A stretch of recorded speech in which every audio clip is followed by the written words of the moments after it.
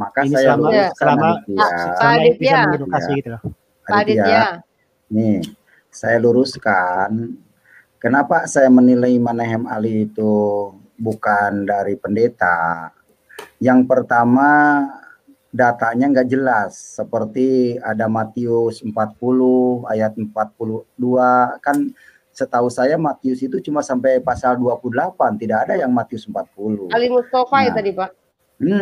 Nah itu Ali Mustafa ya. Di situ aja sudah kelihatan. Jadi kalau mengatakan saya ini ahli bahasa di Vatikan Alkitab, tapi mengatakan Matius 40 ayat 42, itu kan sudah kelihatan bohongnya. Ya, Aditya. Kalau memang dia ngomongnya di depan anak TK ya paling pintar. Anak yang nggak sekolah gitu kayak Aditya gitu, cuma bisanya nge-hack doang gitu kan. Begini Pak Aceh. Jadi nggak pinter. Begini gitu. Pak Aceh. Saya mau pinjam kata-katanya Pak Aceh sendiri ya.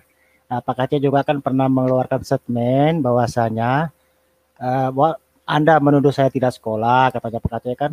Masa bodoh Pak Aceh bilang kan. Entah itu ilmu saya sedapat dari Google, itu urusan saya, ilmu saya, yang penting saya itu berilmu. Kan seperti itu Pak Aceh mengungkapkan kan. Dan itu masih ada rekam jejaknya di YouTube itu loh. Nah, demikian juga Pak Manahem Ali. Terlepas dari beliau itu betul-betul mualaf, yang latar belakangnya beliau itu Kristen sebelumnya atau tidak, ya saya rasa kita pakai standar yang sama dengan Pak Aceh kan. Yang penting Pak Manahem Ali itu berilmu, selesai masalahnya. Ini permasalahannya kan membohongi publik, Pak Aditya. Sorry Pak Aditya. Sorry Pak Aceh, sebentar saya potong dulu. Ya, kenapa saya bilang kalau saya lihat sih latar belakang dari Manahem Ali ini, saya tidak yakin kalau dia bilang dia dari Kristen. Bahkan saya berani menantang kalau dia bisa buktikan dari gereja mana, saya akan kasih 1 juta. Gitu loh. 1 juta nih saya kasih sama dia kalau dia bisa buktikan dia dari gereja mana. Saya pengen tahu gembalanya siapa, kok bisa sampai ini. Bisa sampai meninggalkan Tuhan Yesus. Saya ingin pembuktian aja kalau dia benar gitu loh. Dan saya tidak yakin itu kalau dia itu dari ini. Jadi sorry ya Pak Aditya ya, kalau saya lihat ini yang ngaku-ngaku sebagian juga menurut saya itu ngarang aja gitu loh. Artinya mereka itu cuma mengaku-ngaku aja dari Kristen. Yang benar itu yang pernah dari Kristen, yang pendeta yang pernah dari Kristen itu pendeta Yudi Mulyana, tapi sekarang dia sudah balik ikut Tuhan Yesus. Cuman itu satu-satunya yang memberikan memang benar itu dari pendeta. Ya, Pak? Nah, itu datanya jelas dan dia sudah balik percaya kepada Tuhan Yesus karena Tuhan Yesus menyatakan diri kepada dia. Kalau yang lain-lain saya tidak yakin. Kalau Manahem Ali bisa buktikan dia dari gereja mana, saya kasih 1 juta sama dia. Ini bukti evangelis nih, Aditya. Ini buktinya nih. Kalau punya kayak gini harus dipercaya. Buktinya. Nomornya jelas tuh. Namanya juga jelas tuh. Pak Aditya, mohon maaf ya, sebentar ya. Kalau di dalam kekristenan tuh orang apalagi yang pernah Kristen, beda ya dengan dari Islam ya. Apa sajalah boleh gitu, jadi nggak pakai merek surat syahadatnya gitu kan, nggak ada.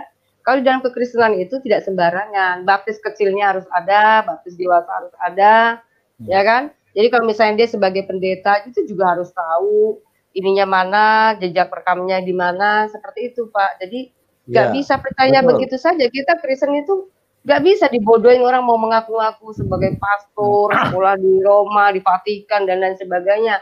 Tetapi ketika dimintain datanya zong.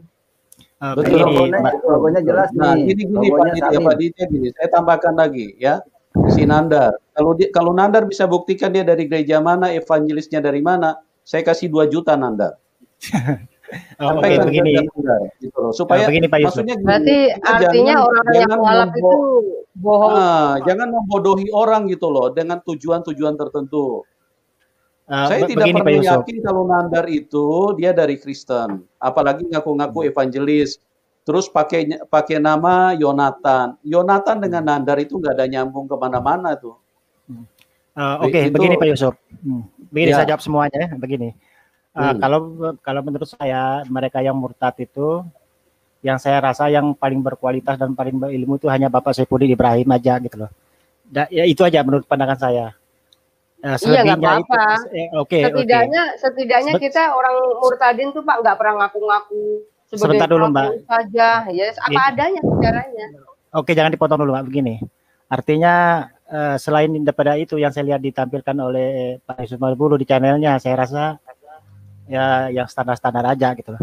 Mengenai Bang Yonatan Nandar, begini, memang sebelumnya sudah saya berkomunikasi dengan beliau dan Ustadz Nandar juga mengatakan kepada saya bahwasanya memang beliau itu bukan seorang mualaf gitu loh. Memang Islam dari lahirnya, dan itu pengakuan beliau kepada saya waktu saya masuk di channelnya. Nah gitu. Kalau untuk yang lain-lainnya, terima kasih Pak Ditya, saya mengapresiasi Anda. Soalnya Terima ya kasih, benar, Pak waktu kapan Ditya. pernah ya Pak ya di YouTube-nya Pak Yusuf Malbulu ngaku dia jadi evangelis ya, mantan evangelis. Iya. Makasih Aditya ya, bagus kamu luar biasa. Memang banyak yang bohong sih. Nggak, tahan dulu. Kalau untuk saya salut dengan keterbukaan kejujuran Anda. Terima kasih Pak Aditya. Jadi memang Nandar ini selama ini berbohong, ya, membohongi publik.